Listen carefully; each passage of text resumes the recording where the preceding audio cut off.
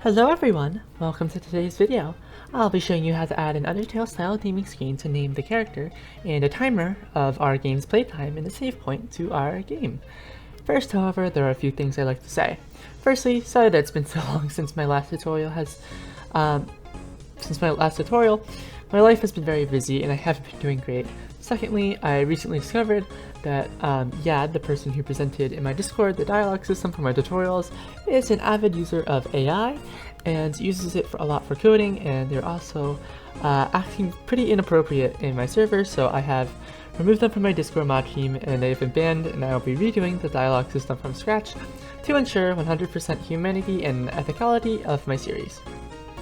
I already demonetized the old videos that used the dialogue system, and will take them down and remake them when I finish developing a new system. And tomorrow at 9 to 9:30 a.m. Eastern Time, I'll be streaming myself making this new system on both Twitch and YouTube, and maybe Sunday too if I'm up to it. I'm also going to be playing Gartic Phone on stream with my Discord for the last hour or so at 4 p.m. Eastern, so you can stop by and watch and play, or just chat if you'd like. The stream will also be edited down into part 14, which will be on how to code original things and how to debug your code and how to problem solve. Also, for those unaware, yesterday, Undertale and Deltarune YouTuber Shay has been exposed for some really horrible stuff, so please don't support them or give their videos any form of engagement. There are plenty of videos if you want more details on that situation, and please refrain from making jokes on the situation in the comments. It's very serious. But yeah, now with that heavy intro out of the way, let's get started. Alright, so to start, since Gamemaker has just updated, you should update it if you haven't already, so let's run that and we'll see we get this error with this when we're creating our layer for the dialogue thing in our object title game start event. So yeah, we can go and change that if we objects title game start, and then we just find where we are doing that, and we can just delete this line of code and it should work fine. Hi, I'm back. Sorry, I just had the wrong font selected, so I fixed that, and yeah, so now it's good. So first, we're gonna get a timer working on the save point, because if I go into the game here and just go here, I just, you know, a random number I set in the last thing. Also, if make sure in your lasers that they're unchecked as visible, like that. Okay, just so you don't see them. Yeah, and so now let us go into our save. Here we go, save, create, and step. Okay, and so now to create the save timer, we're gonna say new seconds equals floor, and then global dot new time divided by 1000. I'm gonna explain this all after I code it. New mins equals floor, new seconds plus 1, and make sure to put that into parentheses there. Space divided by 60, then new hours equals floor, and then more parentheses, new mins plus 1 divided by 60. Okay, then old seconds equals for global dot old time, oops, divided by 1000.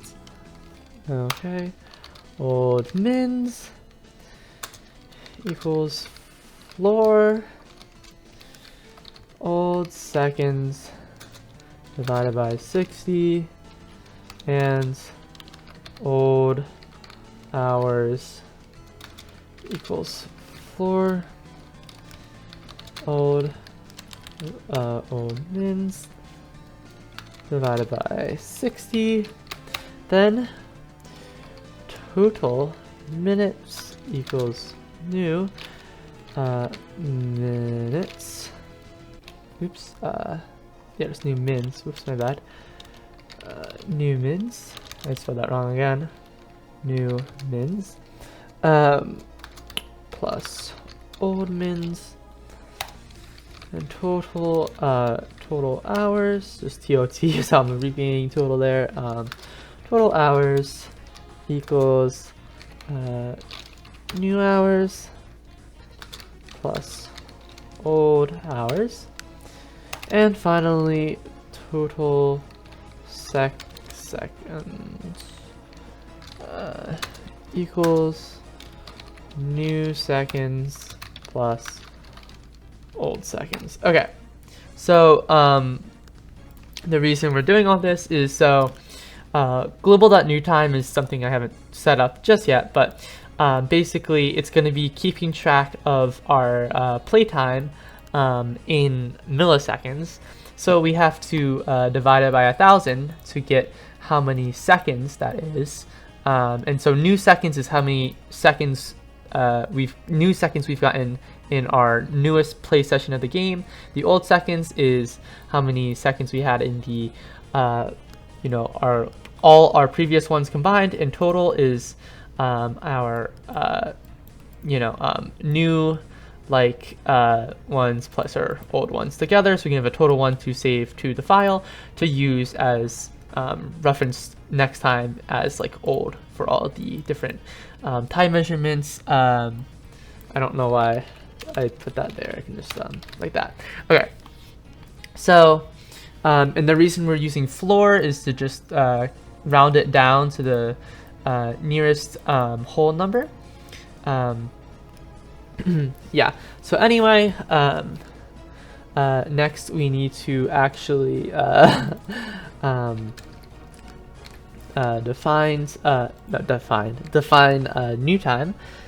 Yeah, so let's go to our object title, and we're gonna go to the bottom here.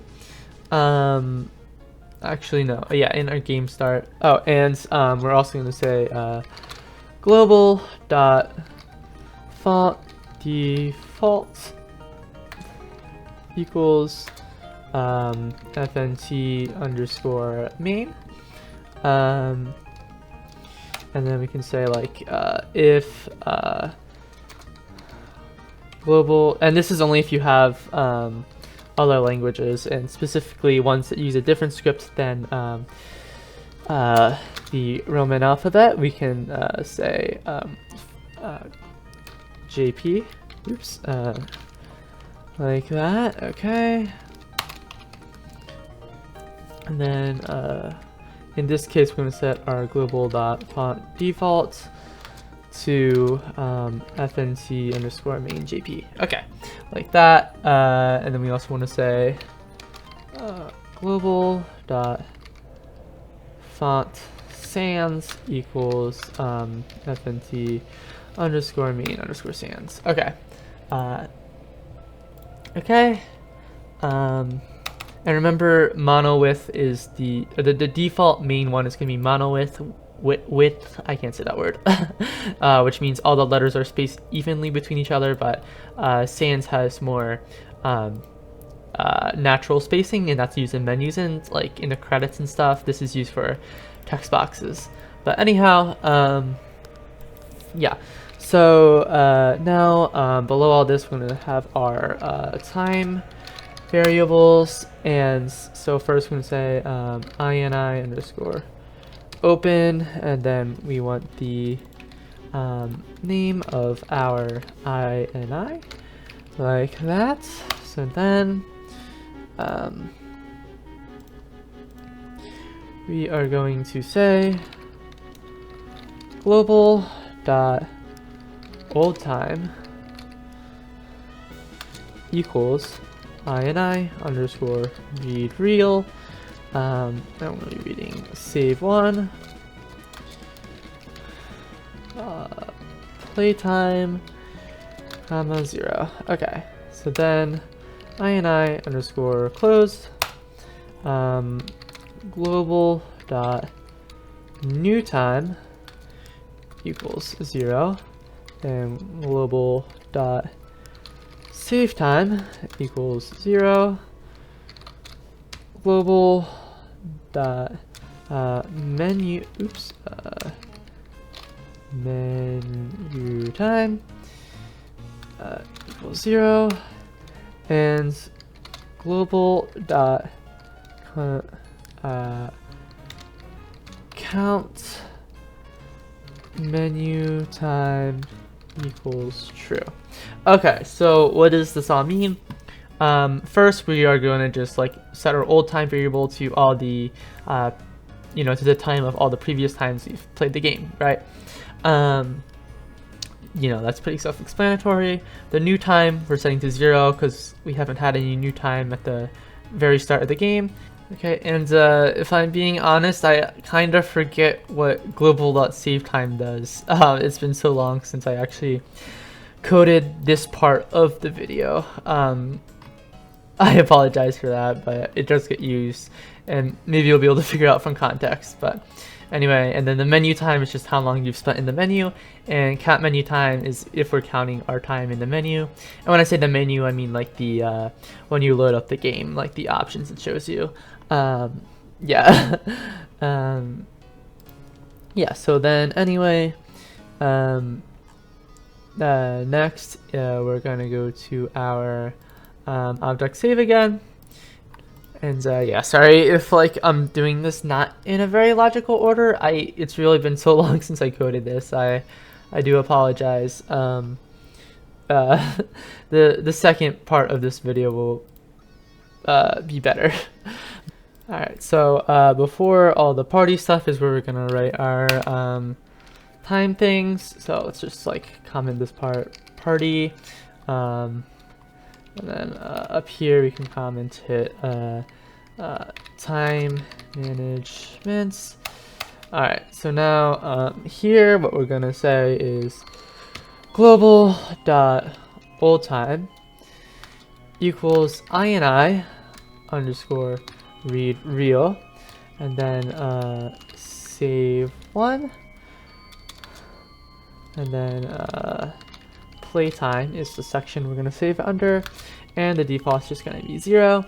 Then if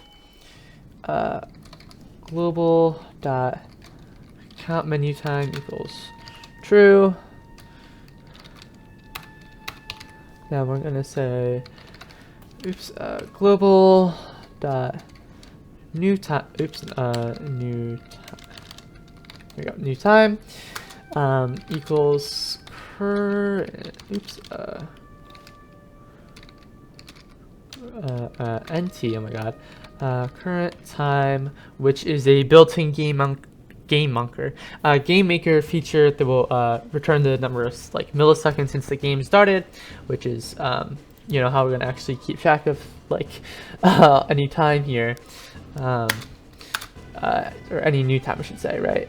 Minus global dot menu time minus global dot save time, and then global dot count menu time equals false, else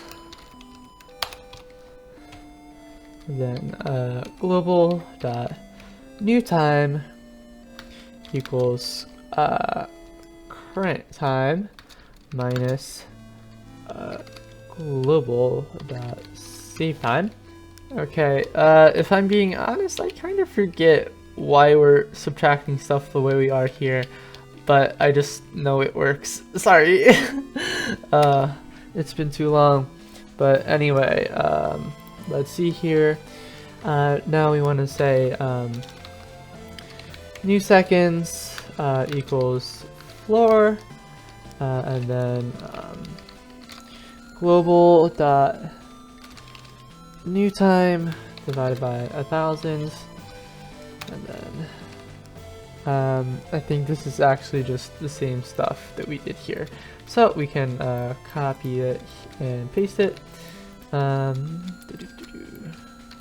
like that, and then just highlight and tab. Oops. Okay, so while to mins is less than 10, we are going to say global dot time equals string tot hours plus, and then :0 plus string tot minutes. Okay, and then else global dot time equals string. Okay, and then yeah, 2 hours again, plus, and then we're just gonna have our colon here plus string, and then oops, tot mins. Okay, and at least I can understand what this means. Yeah, so this is just that when we're trying to save our time, when it's less than 10 minutes, we're going to make sure to have it display as like we play for 0 hours, 0 minutes, and like 0 hours and 5 minutes. But once we get to 10 minutes, no matter what, this is going to be some kind of you know, 2-digit thing rather than just 1 digit. So that's why we're just doing the colon and 0 there. Oh shoot, sorry. Okay, my bad. This is supposed to be if. There's a while statement up here. My bad. I read that wrong. While tot mins is greater than or equal to 60, and tot hours is less than 999. Tot mins mins minus equals 60. Okay, and basically what this is gonna do is it's gonna always set our minutes back to 0 when we're like trying to display it, so it doesn't display like our minutes is like 67, right? Or like whatever number. And so yeah, so that's just going to reset it to 0, except for when our total hours is equal to 999, because in that case it's going to display our total minutes as 59, because the maximum time we can have is 999 and hours and 59 minutes. So yeah. Anyway, let's see. Yeah, and that's going to be our next thing here, where if tot hours is greater than or equal to 999, and our tot mins is greater than or equal to 59. Okay, then we're going to display global dot save time equals 999 hours and 59 minutes, just before 1,000, right? Okay, and so now we're going to do the actual writing of stuff with the ini. So we're going to say ini underscore write real, and we're going to do to save one, comma, playtime, and then global oh,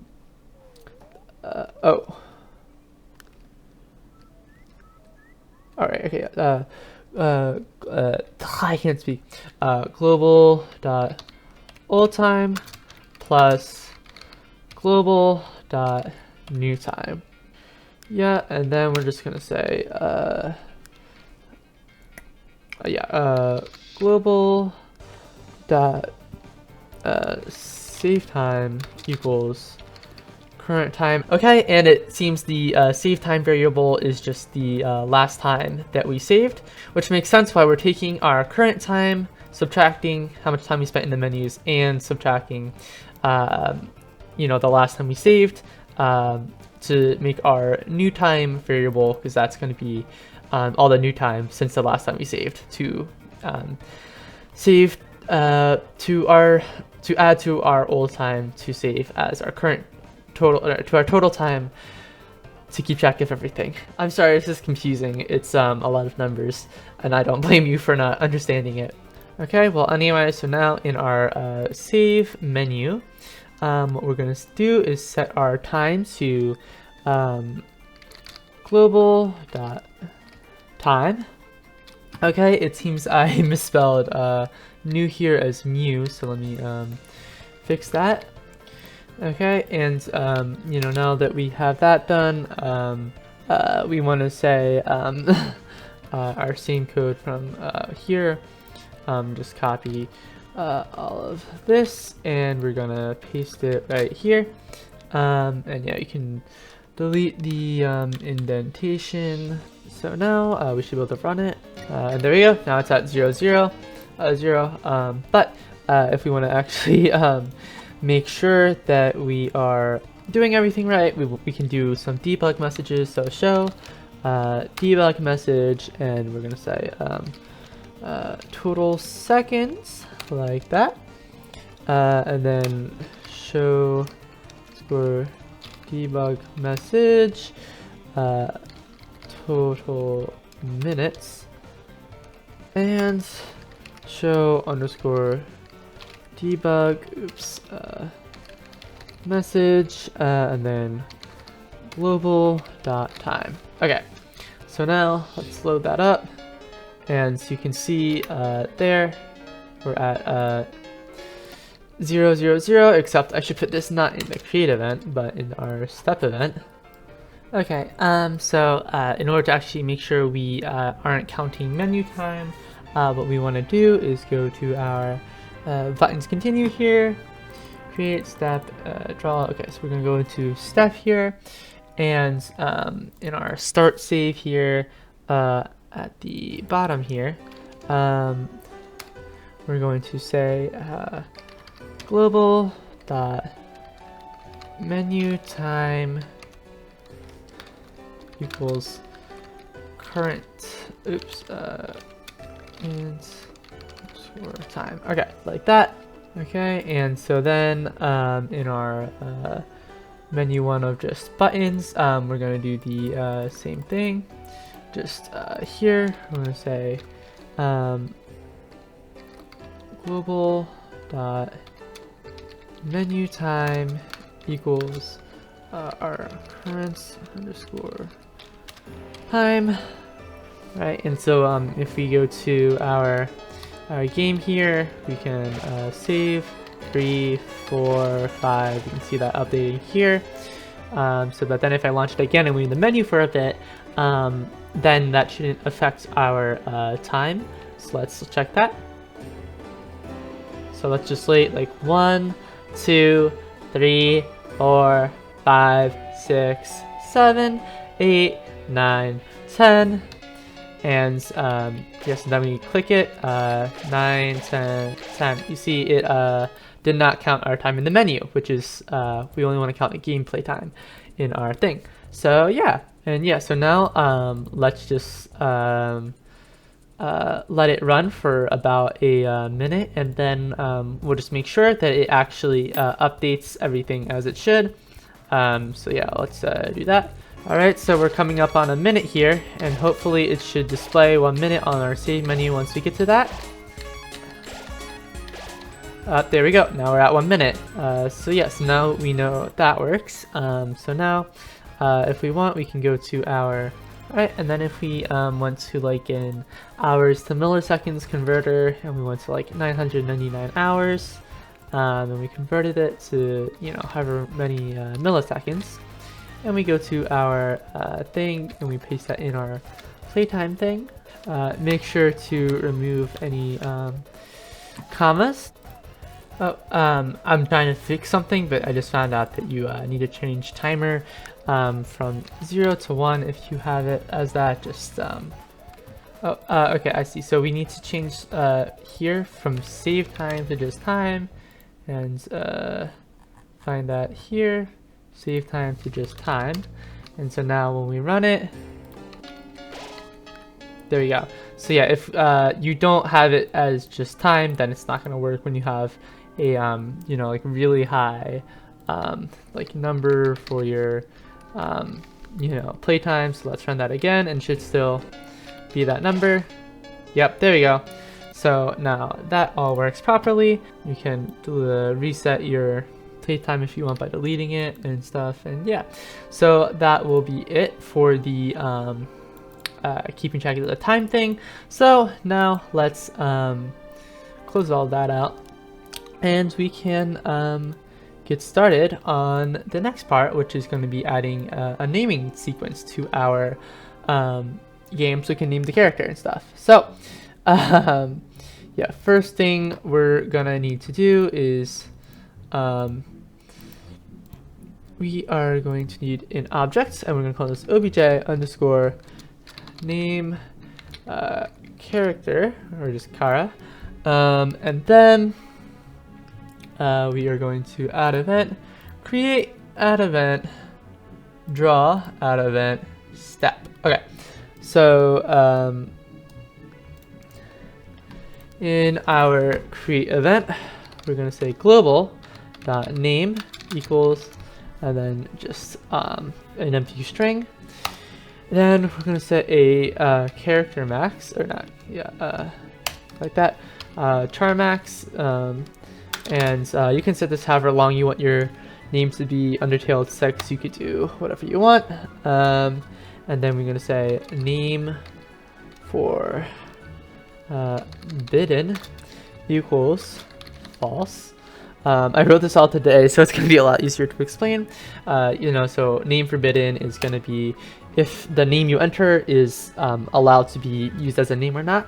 You know, like in Undertale, some of the names, like you can't have like Sans or Undyne, right? And then name underscore size equals 1.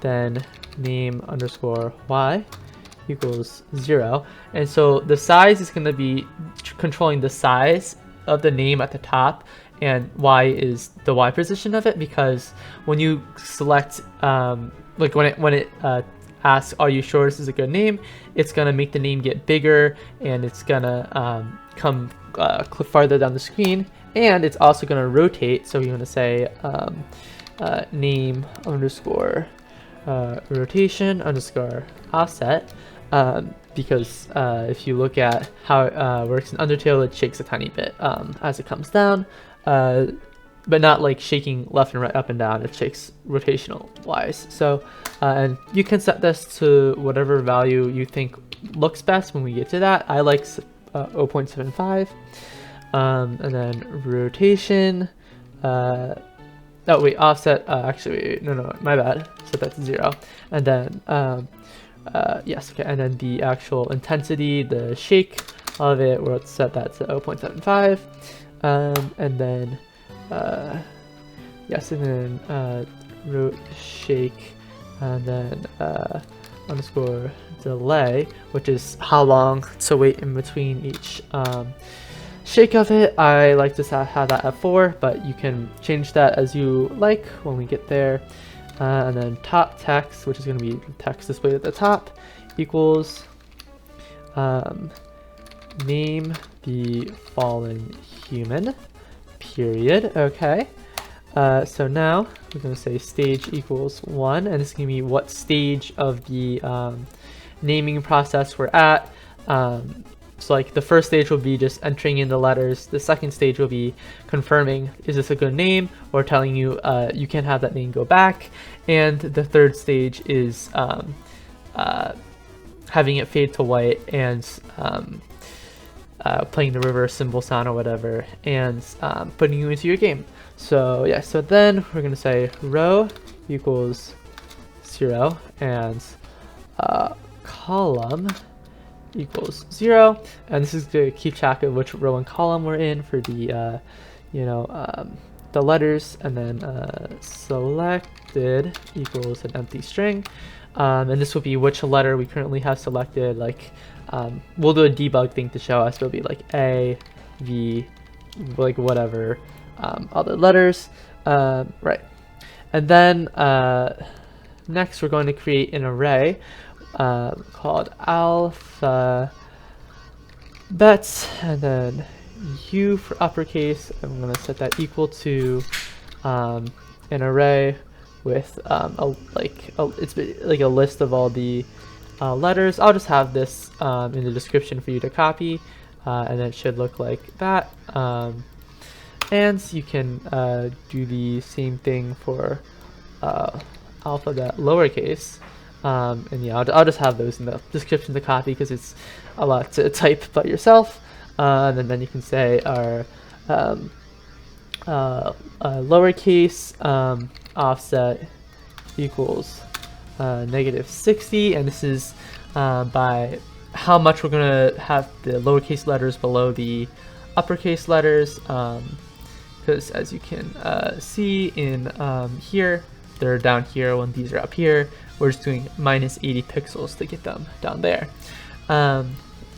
Okay, and then the X offset for the letters is gonna be array underscore create, and then array underscore length, of alphabets U or L. I mean, you can also just replace this with 26 since we know there's 26, but if you want to have extra letters for like different writing systems, then you want to have it be just the listing, just so you don't have to do the math of however many that is, and whatever, but yeah, so that's there. And I'm only going to be showing how to have it with one language for today. In a future tutorial I'll show with how to switch between languages with it, but for now that's good enough.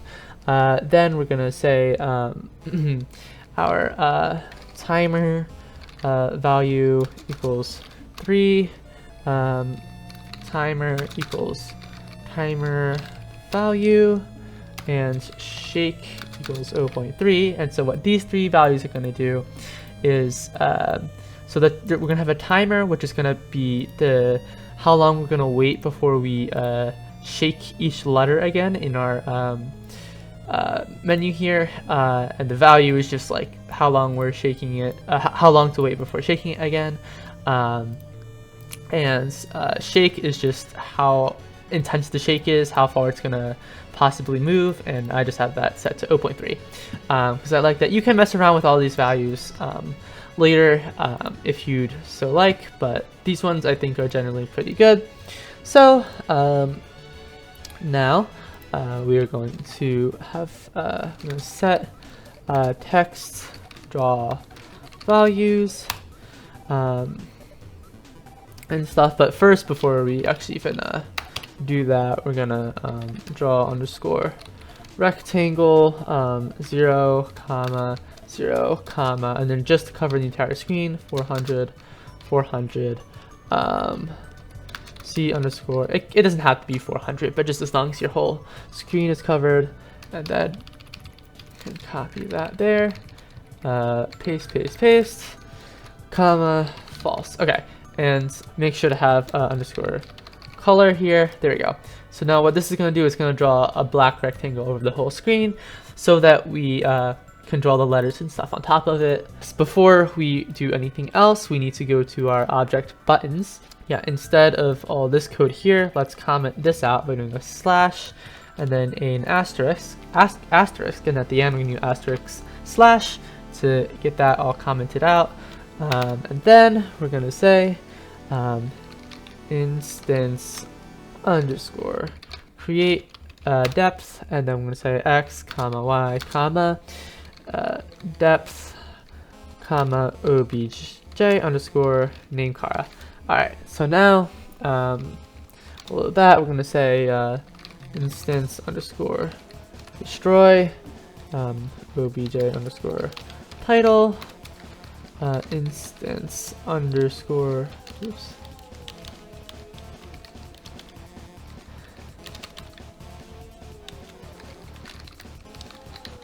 And then instance destroy, just like that. Okay. And now we can go back to our name Kara thing here. Alright, and then we're gonna say draw underscore set underscore fonts, fmt underscore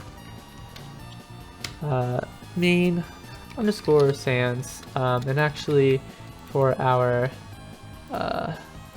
buttons and buttons continue, we should be using the sans font because it's a menu. And actually, instead of that, we can do global dot font sans instead. That's actually going to be a better idea to be doing. Just for now until we get the different languages set up. I guess it doesn't really matter at the moment, but you know. And honestly, I guess there's only like really one value there, but you know, whatever. Here we can just say draw rectangle. Right. Backgrounds. Okay, and of course you can have like just an image or something else as your backgrounds, but just, you know, to keep it like Undertale, we're just doing that. And you can have a custom font for this menu if you want. Yeah, and so we say draw underscore set h align, and then fa underscore center, and so be yes, and well, I guess first we need to say it to fa left.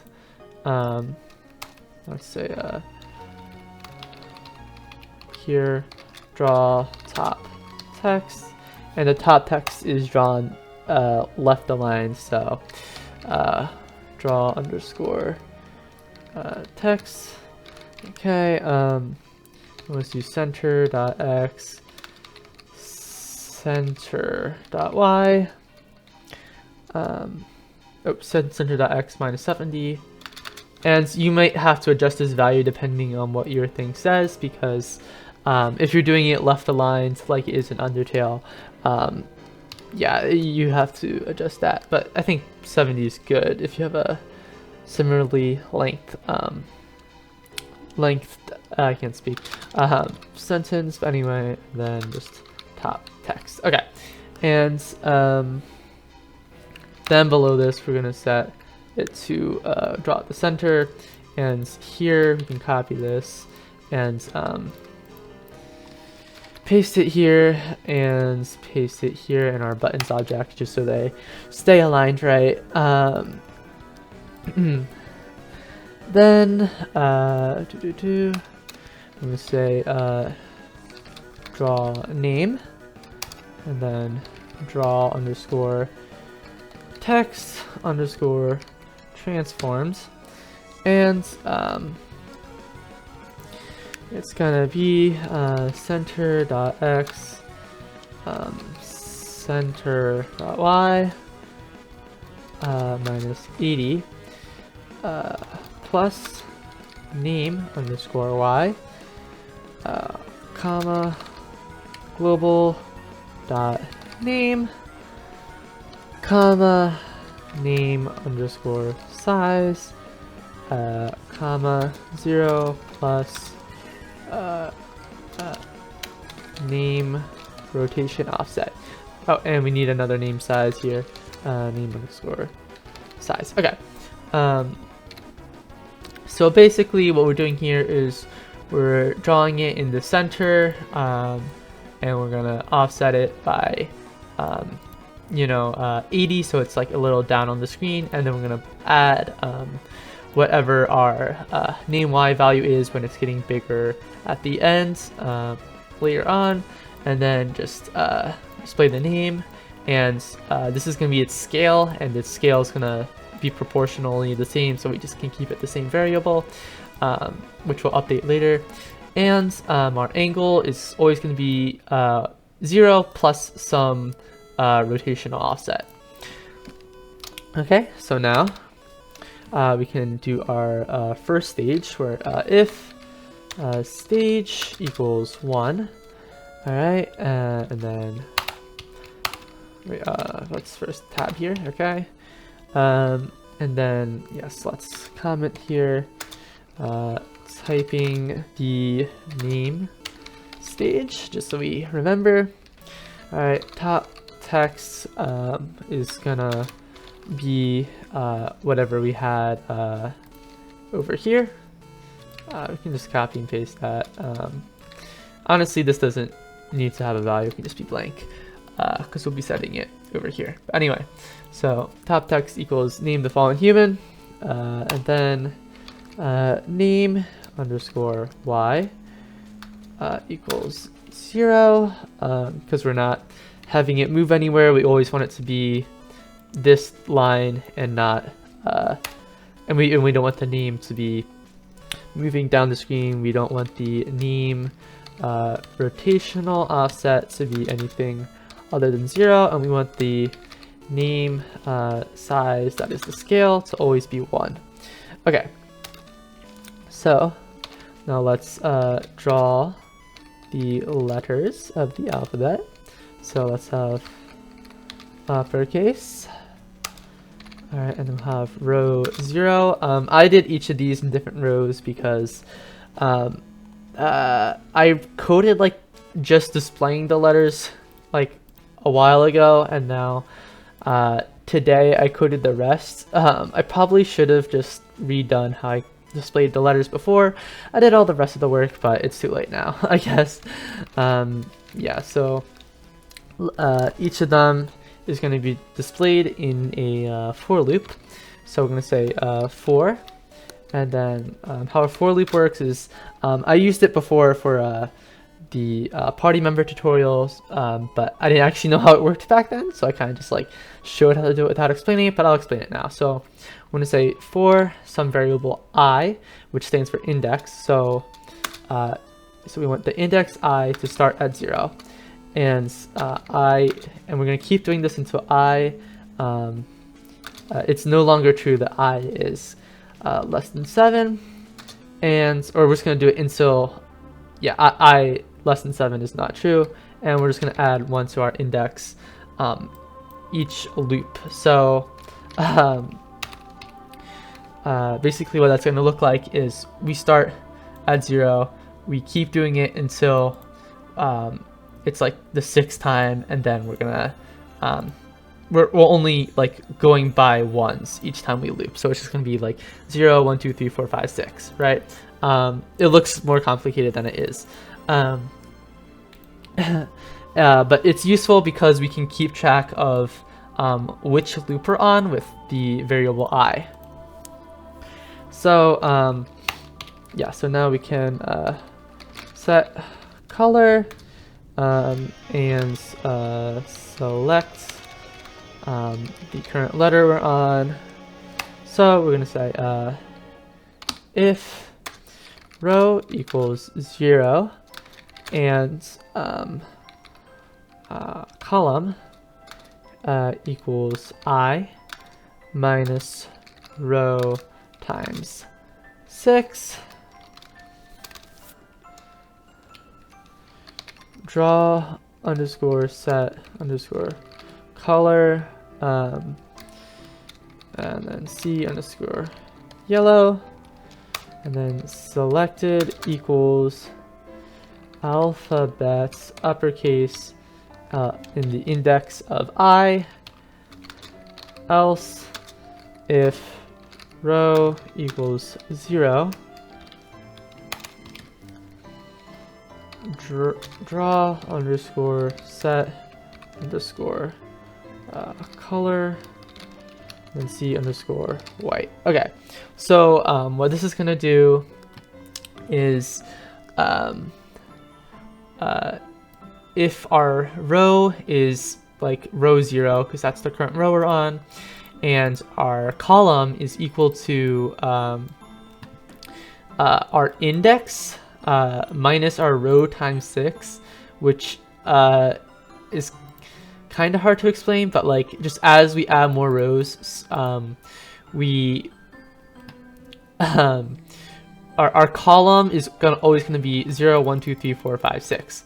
0, 1, 2, 3, 4, 5, 6. Because if we look here, we're gonna start 0, 1, 2, 3, 4, 5, 6, right?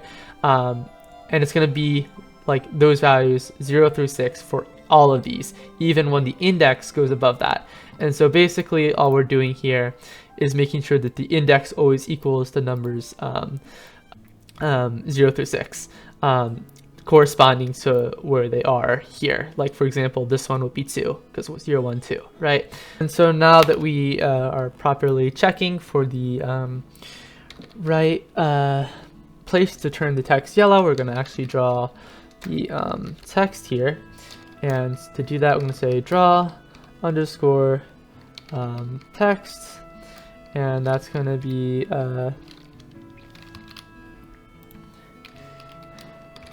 our center dot x minus 120 plus, and then we do I times 40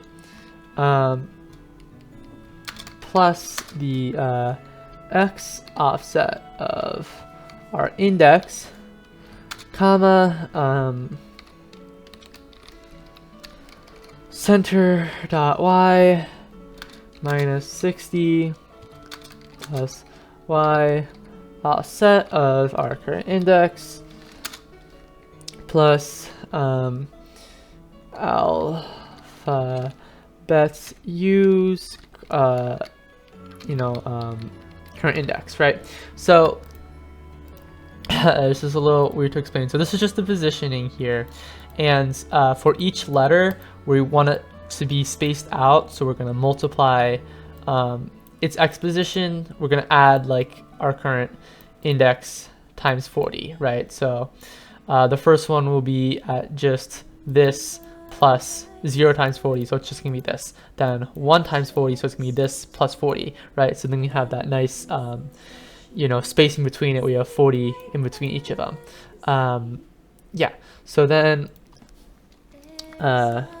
just to reset color, we can draw underscore set underscore color, and then C underscore white. All right. And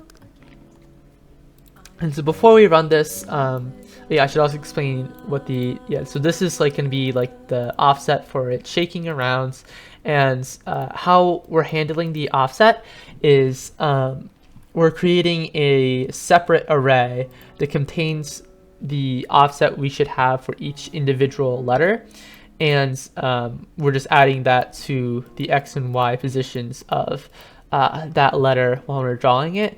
And to actually program that so it works, we gotta go to our step event. So we're gonna do stage 1, select name. So if stage equals 1, then okay, yeah, so we're gonna say change letter offset with a delay. Okay, and to do that, we're gonna say if timer equals 0, then for and then yes, we're having another for loop here, and we're going to do the same thing for our index variable, and which will start at 0. We're going to say we're going to do it until our index is less than array length of our x offset, which again will just be 26, but you know, just so we know why exactly like what we're actually plugging into it, I'm gonna just do it that way, and then plus I plus plus, just so that we're doing it one at a time and not skipping letters or anything. But yeah, so now to actually do like the add to it, we just say x offset at our current index. Yeah, so we're gonna actually quick make a really simple function, but like it just slightly simplifies things for us in the future. I want to say function, I mean script, str underscore shake val, and yeah, also this is, we're just going to take one parameter range, and we're just going to return random underscore range underscore no, comma range. Now this just makes it so that we don't have to change multiple values. We can just change one, and it will, and we can test different things out that we like better. Yeah, so we can say shake val, and then our shake amount that we set in the create event. Yeah, and then just do the same thing, but with y, like that. And so now timer equals timer val. When the timer runs out, it resets to what we set it to before, and we can just say timer minus minus at the end. Yeah, so now let us go back here, and right, to actually select different letters and highlight them. So let's say highlight letters, okay. And then we have our right, which is gonna be if global dot right button pressed once, and column is less than 6, because we don't want to go past the 6th column, because there's just void there, and we just want to go to the next line by pressing down instead. So yeah, anyways, we're just going to do column plus plus to go to the next column, right, and then we can copy this, paste left, and then we can change this to left, and instead of going to one more column over, we're going to go one backwards. Okay, and then we're going to do, instead of we're going to do down, and so that's going to be global dot down button pressed once, and I'm going to say row is less than 8, because we are going to count the bottom thing here as a row that we can go to, and then we're just going to say row plus plus. All right, and we can copy this up as well, up global dot up button press 1, and column, or row I should say, this should be row, and row is greater than 0. Okay, oh, and for the one here, this should be greater than 0 as well. Okay, and for the down one, we're also going to add a second one here, where if global down button press 1 and row equals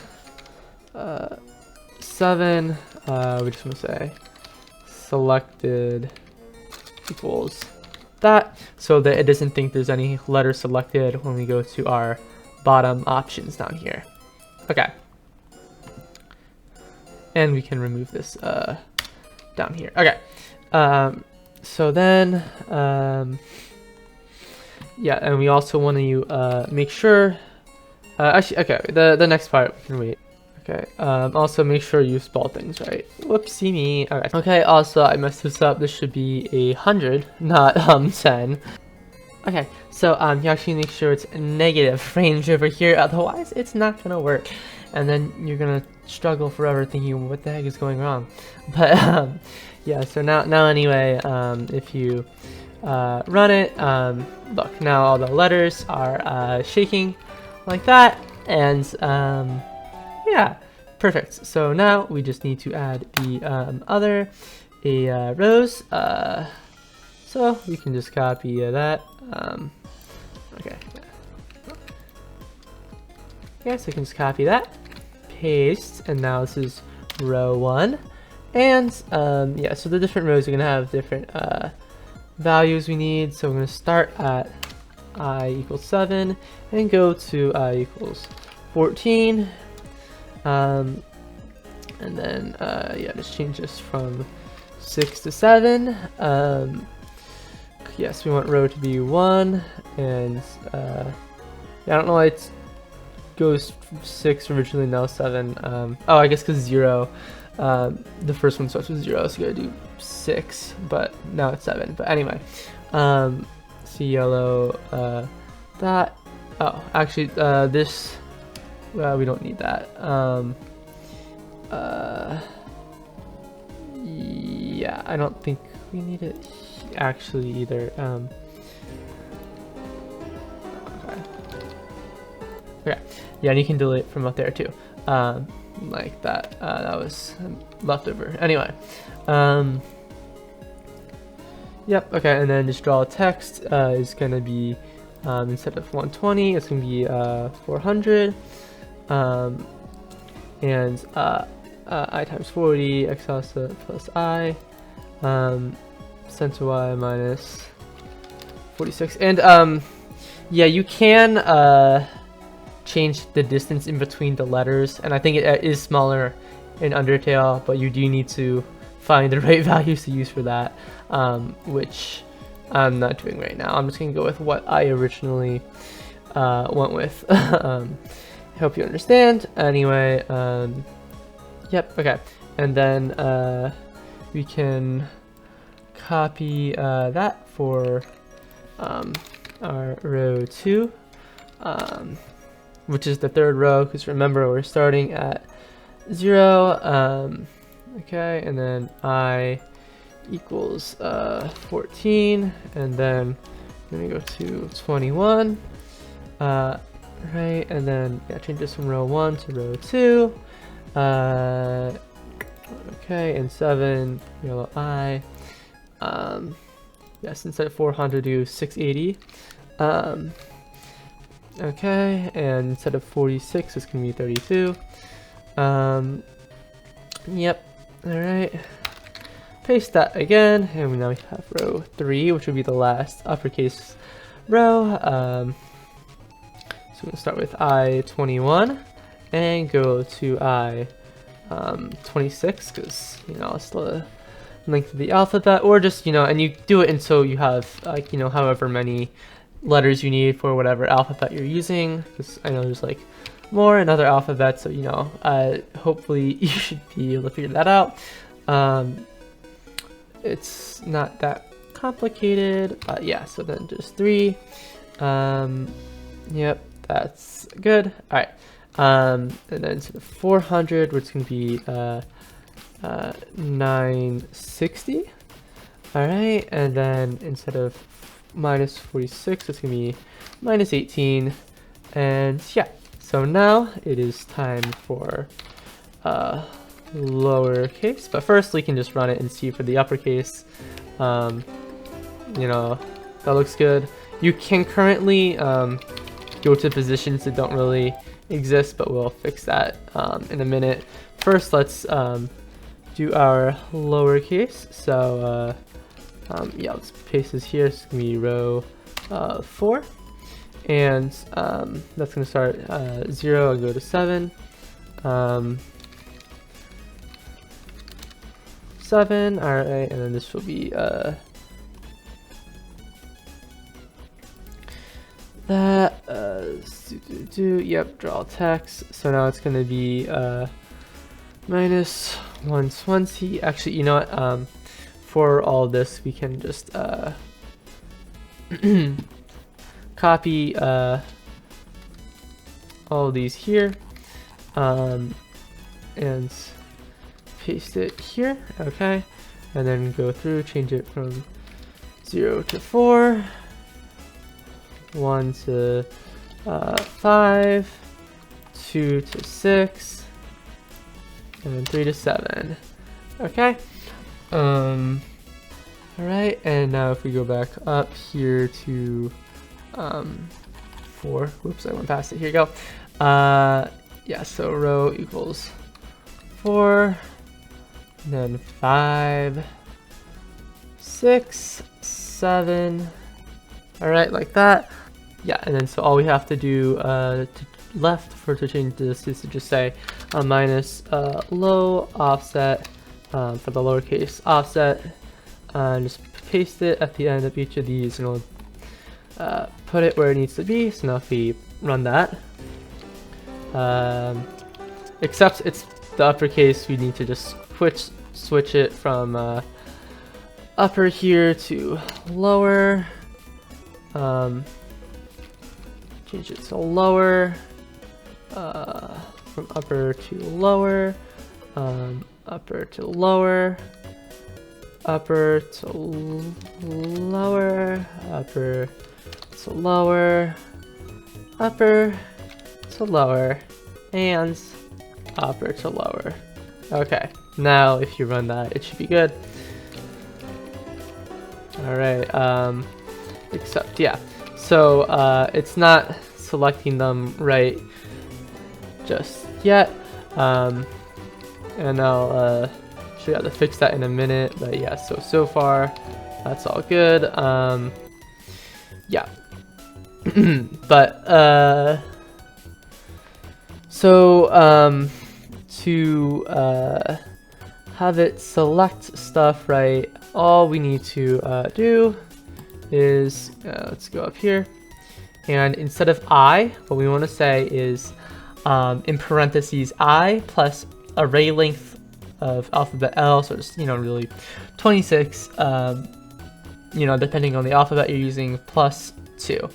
And yeah, and then you can do that for all of these. Just paste that over I for the in the one where it has row, so row 6 equals the thing with I. Not quite working, but yeah, we do need to make sure that we can't go to rows that don't make sense. So yes, yeah, to do that, we're gonna say stop impossible positions if our row equals 3 or row equals 7 and column is greater than 4, then column equals 4. So now this should make it so that when we're over here at T and we try to go down, it puts us as Z, and yeah, so it does seem to, we just seem to have a few issues. I'll fix that in a second. Oh yeah, looks like we do need to change this to 7. Looks like I need to change this from column to row, and that should fix the issue. So let's try that. Oops, column equals 4, like that. Okay. Oh, I see. We also need to make that minus there. So now hopefully that should work. Okay. Here I can navigate well. I go here, I go up. There we go. Now it's working well. Okay. I just had some symbols and stuff mixed up. All right, so we might as well just now say if row equals 8 and column is greater than 2, then column equals 2. And that's just so that when we add the 3 buttons at the bottom, if it's past 0, 1, 2, it just sets us to 2. Yeah, so we can't go past it. That we have that all working.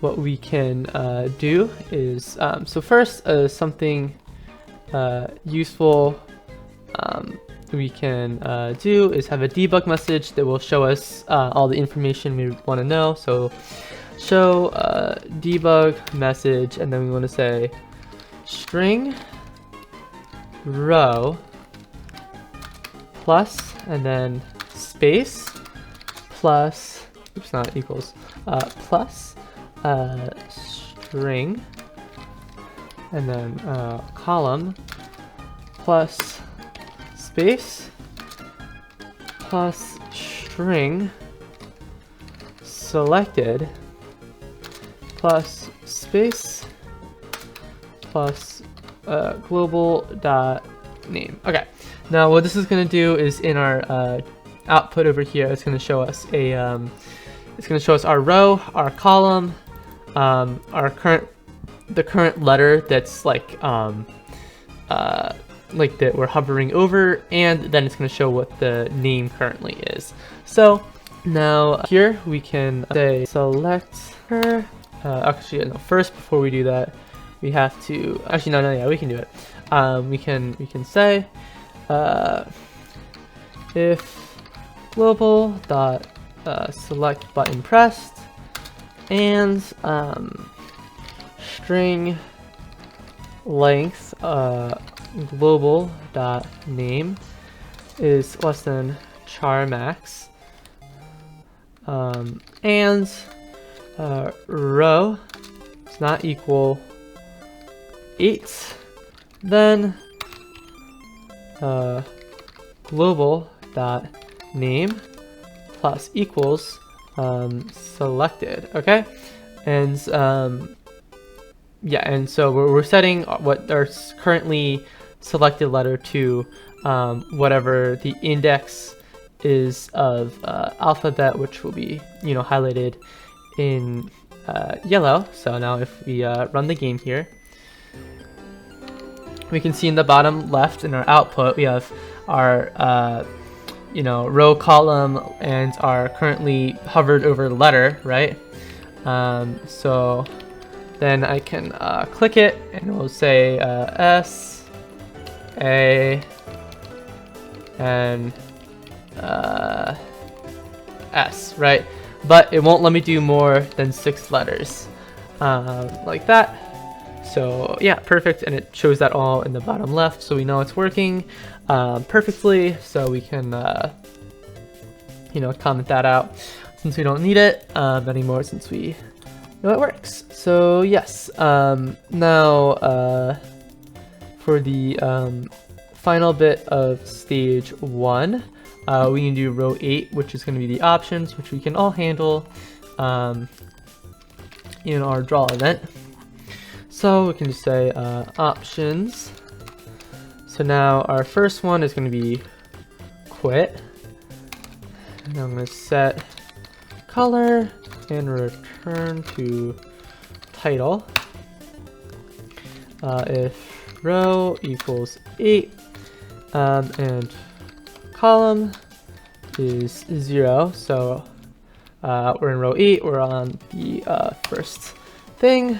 We're gonna say draw underscore set underscore color C underscore yellow. Get that dirty U out of there. Anyway,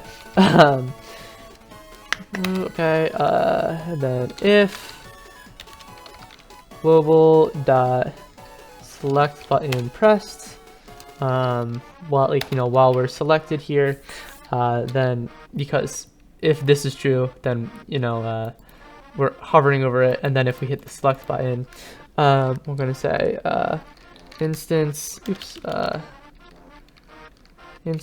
underscore create depth, and then 160 32, and these are the coordinates of your title object, so you might want to find what those are before you do this. And this is after like the animation that we set has played for it, where it like slides on the screen. You can change it to a value where it will do the animation again, or you can just set it to where it will be after the animation, up to you. But yeah, so we're just going to create the thing again, and then we're going to say instance underscore destroy. Yeah, I think just that. Okay, and yeah, we do need to go to our object title, and in our step event, we're going to say down here, if not instance underscore exists, obj underscore buttons, and not instance underscore exists, obj underscore buttons continue. Then we're gonna say I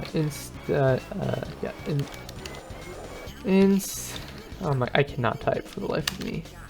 Instance underscore create depth 10 67, and these are the values that you set for wherever you want your buttons to be. OJ underscore buttons. Okay. Yeah, close off parentheses. Yeah. All right, and then back to name Kara. Yeah. So now you can test to see if that works. So if you run, go to like. Oh yeah, we're not actually drawing the thing yet, so let's do that. Yeah, so after that, we're gonna say draw text, and then just draw underscore text, center dot x minus 108,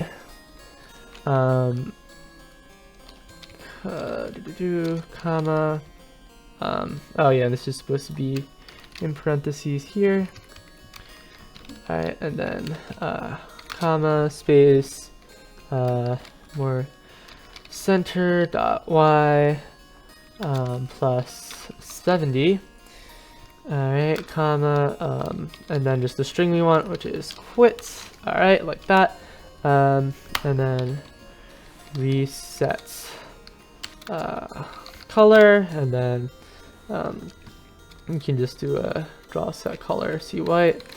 Oh, I see. Add that there and remove that like that. Okay, so now if you run it and you quit, it should work. So we can type whatever we want, but if we quit like that, okay. Make sure you're on V when you do it, just so that, and then if you go down, you should be able to press left if it's not highlighted, and then click it, and now we're back here, and we can go back if we want, but yeah. So now if we go back to name Kara, we should be able to program the other buttons here. So just backspace, and then set color and the elite. Okay, and this is going to be the same kind of thing we had going on here, where we want to make sure column is 1. Let's draw set color, and if we press the button instead of destroying stuff, what we want to say is oh, and we also want to ensure that we have a string that's actually more than 0 characters long. So string underscore length global dot name is greater than 0. Okay, and then we can say global dot name equals string underscore delete global dot name comma string, string underscore length, then global dot name comma 1. All right, and that basically just like deletes one character from the name. All right, and then we can go down here and draw text, and then draw underscore text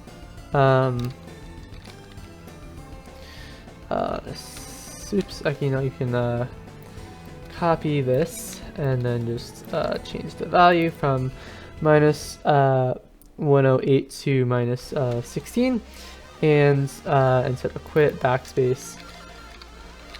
All right, like that, and yeah, then just have the same reset color code. All right, like that. So now if we run, you have, you know, something like that. But if we press backspace, it gets rid of it in the you know, correct order. Yes. So now let's add our done key. All right, I'm gonna say set color and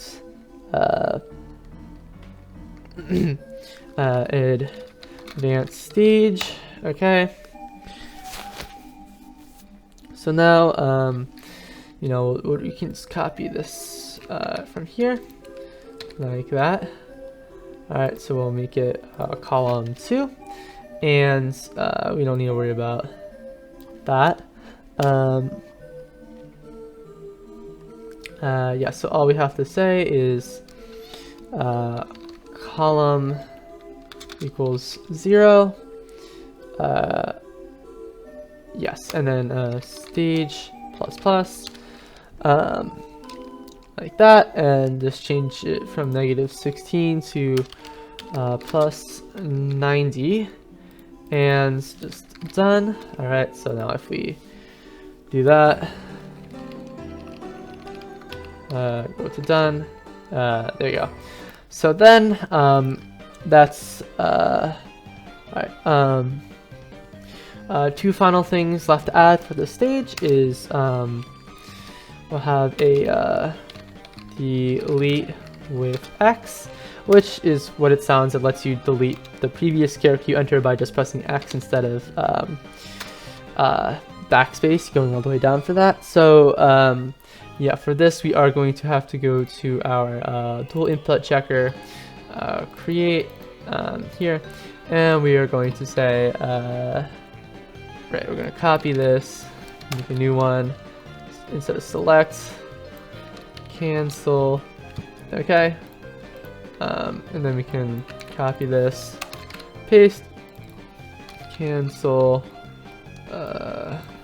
cancel, and then make just shift, and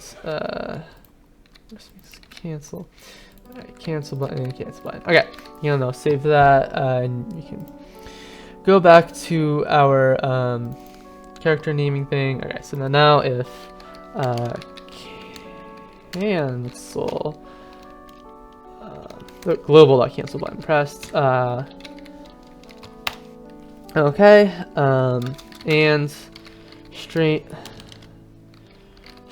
underscore length is of global dot name is greater than 0.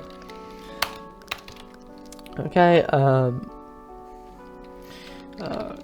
and then we can just copy the delete code we had up here to not have to type that whole thing out again, like that. Okay, perfect. And one final thing, if you want Gaster to crash the game, very easy. Just say Gaster if string underscore lower, then global dot name equals Gaster. Then you can either do game underscore ends, or you can just restart. If you restart, it won't close the application out. It will just like set you back to the title screen, like opening again, right?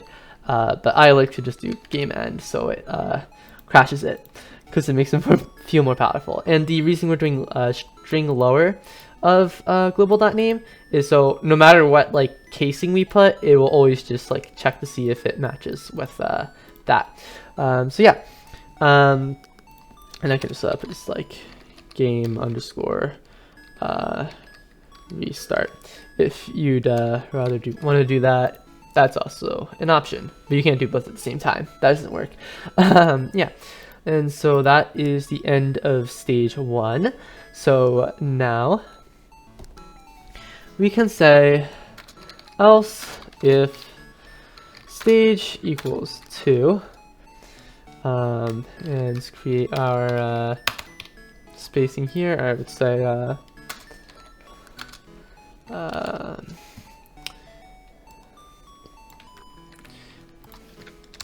verifying the name stage. Okay, and all right, so the default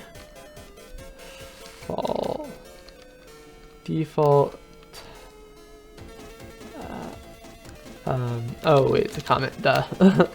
Default text is just going to be so we're going to set our top text equal to is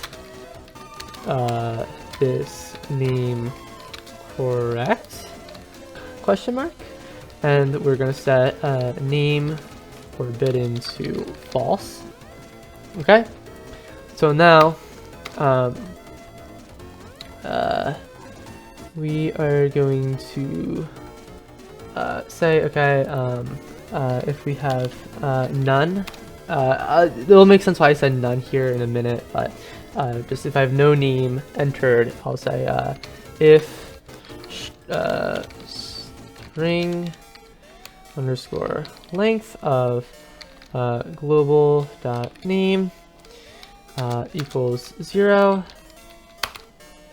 then we're just going to say top text equals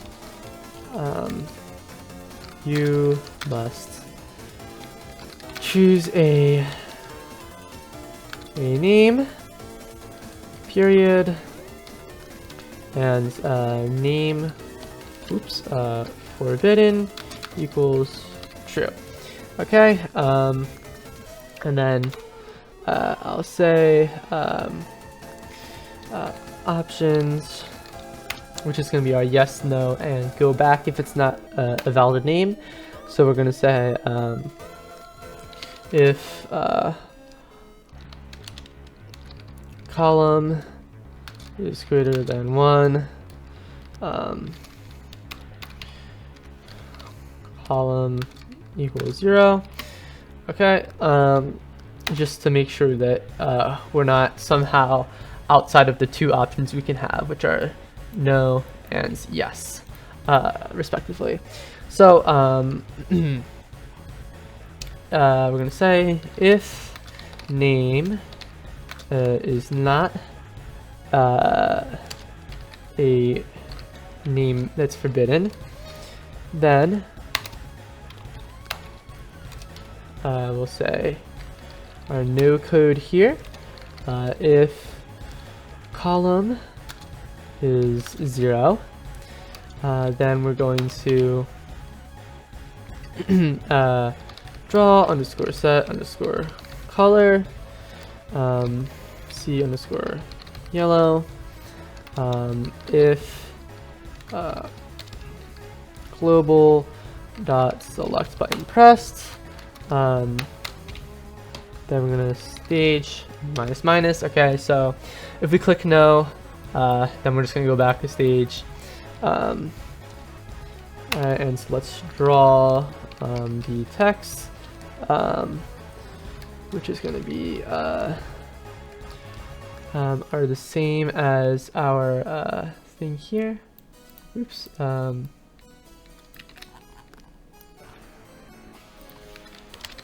All right, and then our text, no. Perfect, and then just reset the text, draw underscore, set color C white. Let's paste that here, like that. All right, and then our yes, if our column is 1, then actually I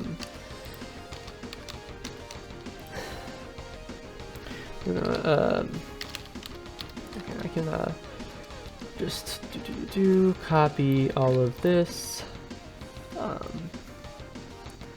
yeah, paste it in here. Actually that doesn't get pasted. Okay, like that. Okay, and so if the select button is pressed, then we are okay.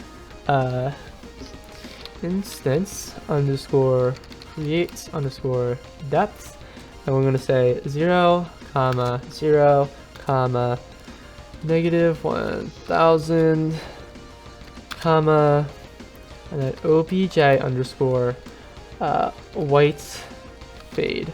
Now I'll create that in a second. Just for now, leave it like that. I'm going to say audio underscore stop all, and then audio underscore play sounds, and then I'm going to say snd underscore symbol, which we'll add in a second. 1 false, and this isn't necessary, but if you want, you can have gain, you can have I just set that to 0, the offset, and then pitch, I don't know, like 1.2 if you want. And yeah, I think I like mine at 1.2. But yeah, so let's first let's add the simple sounds, which we can get by going to the sounds resource for Undertale, click sound effects, extract and view contents, just scroll down a bit and you should see, actually it should be click mus underscore symbol, here you go, right that, and then you can just download that to your desktop or in your project folder, wherever you want. I already did that, so yeah, I can go here.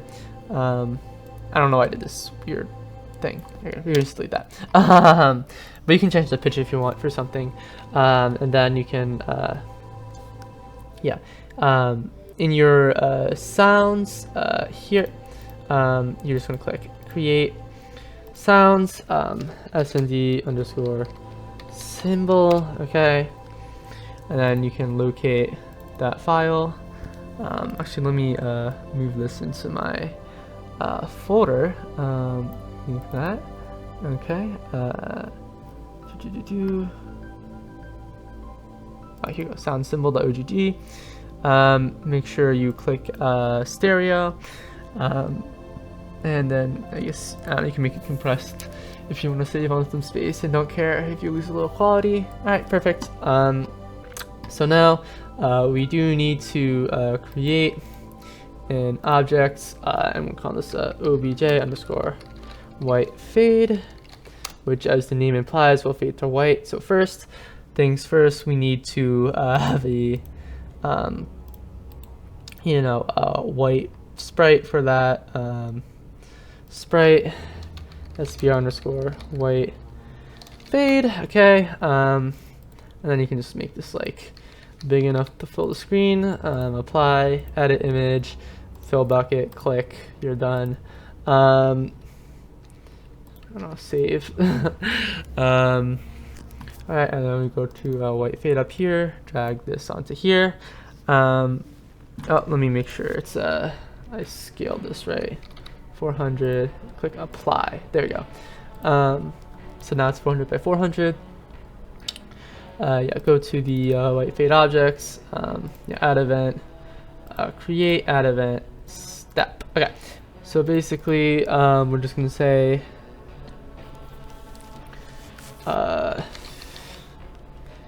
Yeah, fade seconds equals 4, fade time equals 60 times, fade seconds, and then just image underscore alpha equals 0, increment equals 1 divided by fade time, hold seconds equals 1, hold time equals 60 times hold seconds, and then timer equals hold time. So basically, yeah, you can change how long you want it to fade for here, and you can change how many seconds you want it to hold at full opacity, completely like white here. So if you have a custom sound effect, you can just easily just change these two values and find something you like. And then in the step event, all we're gonna do is say if image underscore alpha is less than 1, then we're gonna image underscore alpha plus equals the increment. All right. Otherwise, if timer is greater than 0, oops, then timer minus minus, else we're gonna instance underscore destroy. Okay, so now that'll fade into white however long you want it to. So now if we go back to our name Kara here, right? Okay, so now that we're playing that symbol, we can just stage plus. Yeah, and then we can of course down here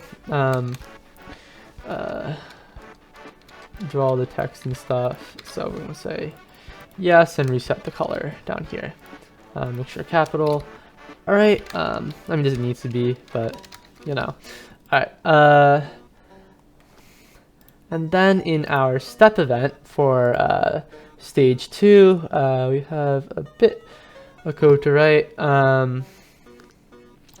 Okay. If stage equals 2, and then we're gonna have our like that. Let me just, I like to have my thing here. All right. All right. So now we want to grow the name to be big. So if name underscore size is less than 3, and you can adjust the size of how big you want it to be and the speed at which it grows, if you'd like to experiment with that. So I like to do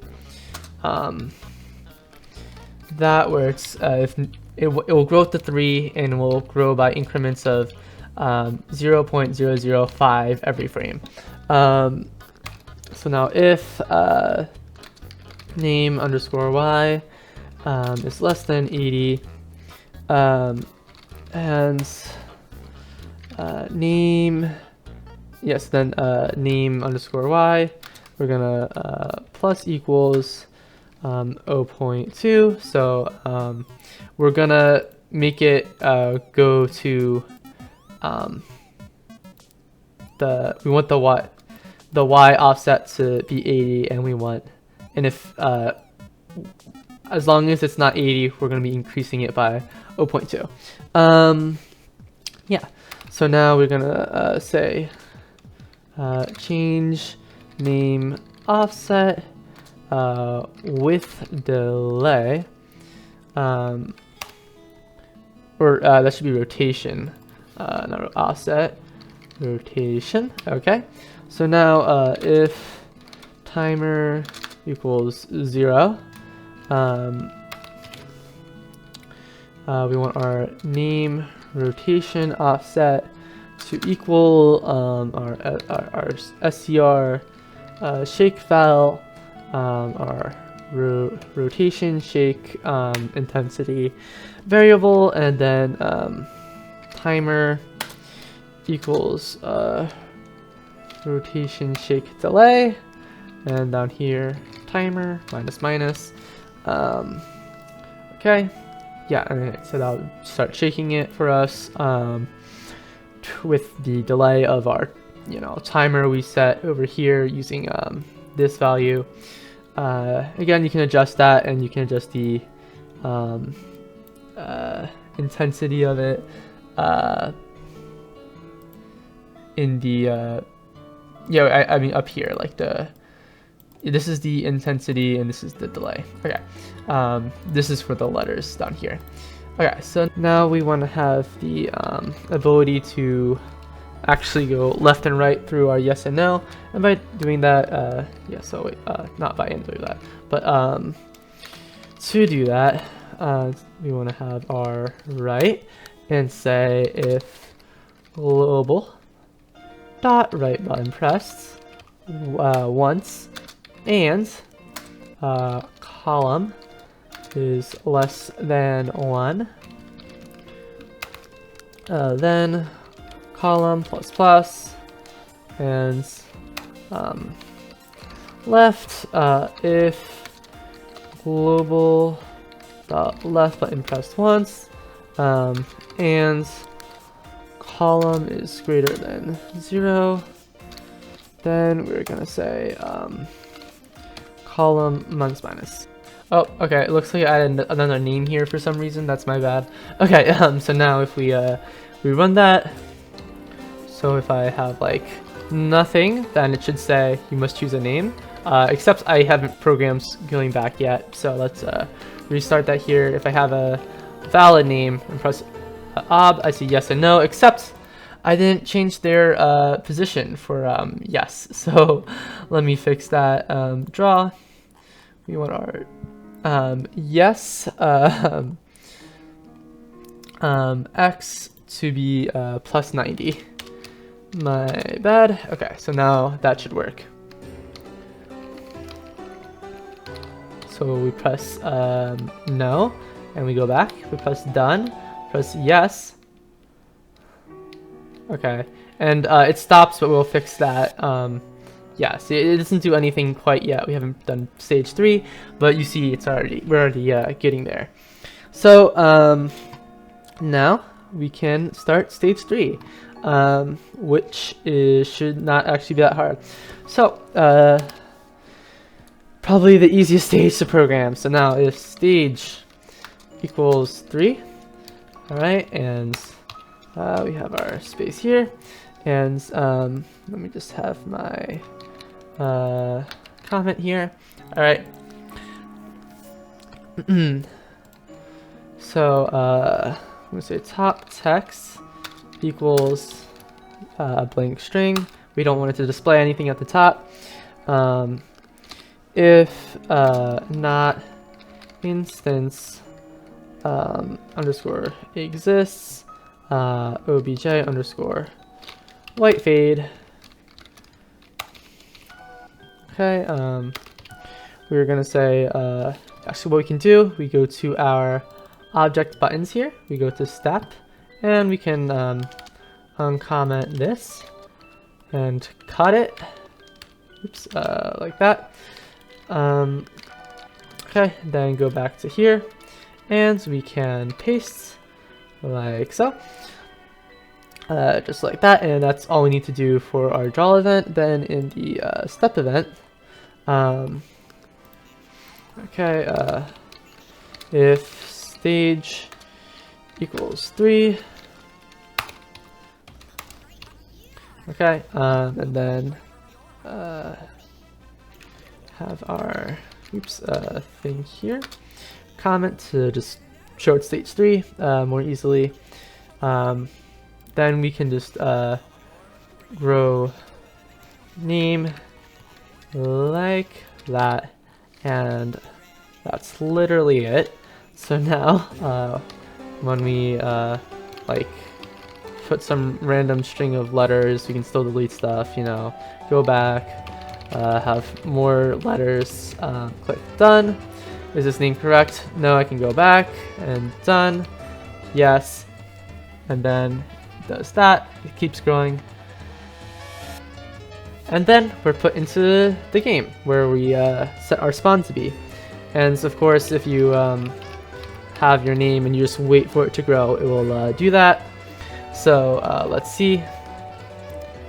And it stops right about here. And yeah, so then, yes. So technically you could be done there, but if you want to be extra fancy and have you know, all the special names, not just Gaster, where it has like special text for choosing it, or you want certain names to not be choosable, then you can, so let's just, here, we're gonna say special names. All right, and so I'm gonna copy some dashes just to make it clear that it's a separate section from other stuff. So now, yeah, so for example, if you have in Undertale, if you press, if your name is A, 6 A's, if, and then string, and we're going to do the same thing that we did with Gaster, where we're going to convert it to a lowercase string just for the sake of comparison. Name equals, and then 1, 2, 3, 4, 5, 6. Okay. Then just top text equals not very creative question mark. Not very creative, right? And so now if we go in and then we just do all A's, doesn't matter like the casing, and we go done. Not very creative. And then you can still say yes to it, right? And start the game with this name. But yeah, so, and then here we can put a another divider to say our forbidden names. Oops, I spelled that wrong. Okay. Right, and then for the forbidden names, you just follow the same pattern like as this, but you just add name forbidden equals true in it. Like for example, if I were to say, actually I don't want it. Okay, I want my none to be the last one. Okay, so Undine. Actually, no, none should be the first one. Okay. I just like having things organized a certain way. Okay, Undine. Right, and then she'll be, we can copy this. Right, and then just copy this into it. Alright, and change it from checking for to be checking to Undine, all lowercase. And then she can say, get your own name. Like she does in Undertale when you try to do that, and name forbidden is true. Oh shoot. In order to actually have forbidden names work, all you have to do is down here after it says yes, if name forbidden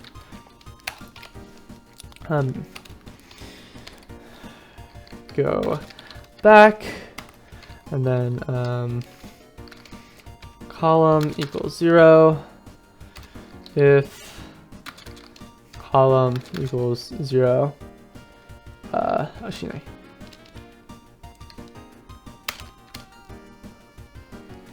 okay. And after column equals 0, just draw underscore set underscore color. No you. C underscore yellow,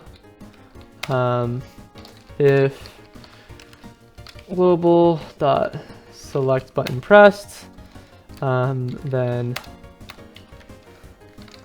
column equals 1 and stage equals 1. Okay. So now, or you can just do stage minus minus. Okay, so now if you do this,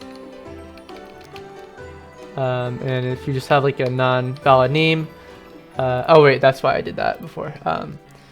Column equals 0, and then if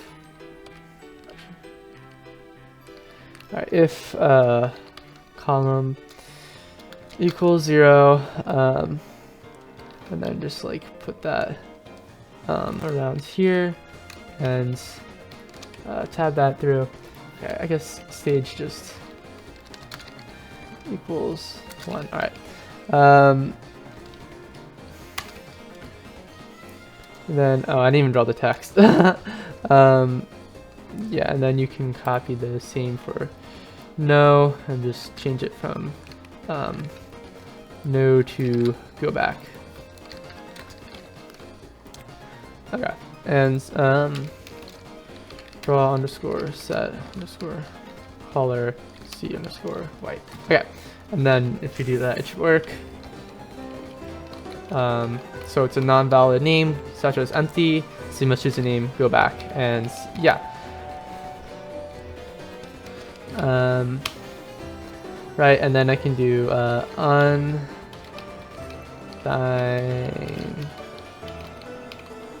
and then get your own name, go back, and I can't use undyne because she took it, right? Yeah, and so I do have the code for all of the special responses in Undertale, so if you want, I'll have a Google Doc in the description with all of the special names in them. So if you want, you can just copy and paste them here like that, and all of these will have special interactions. So for example, if I did Gerson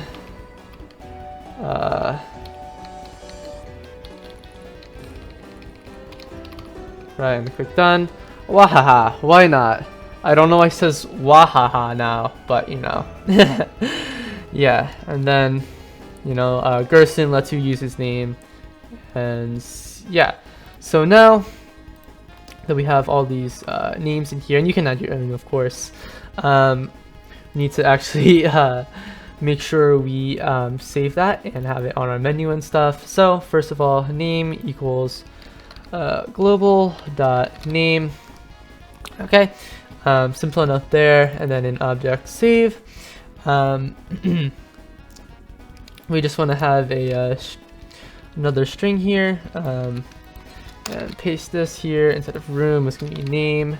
Instead of, yeah, we're just going to set this to global dot name, and we're going to go to our object title, and yeah, in our game start, when we're reading our save, we're going to do an ini read string for name, and default value can be whatever you want. I'll just do Kara.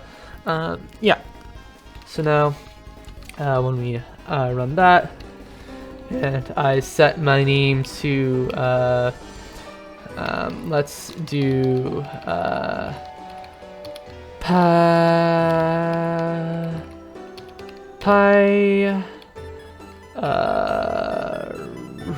where's you? Oh, here's you. Papyru. I'll allow it. You know, Papyrus. He'll allow it, so let's say yes. So now we go in. And then we save, and it has Papyru there. Yeah, and so yeah, so now, alright, so that is everything for today's video. Video's over. Again, I'll be streaming the development of the new dialogue system tomorrow, and I'll play some Gartic Phone with my Discord. Thank you all for watching, and have a fantastic rest of your day.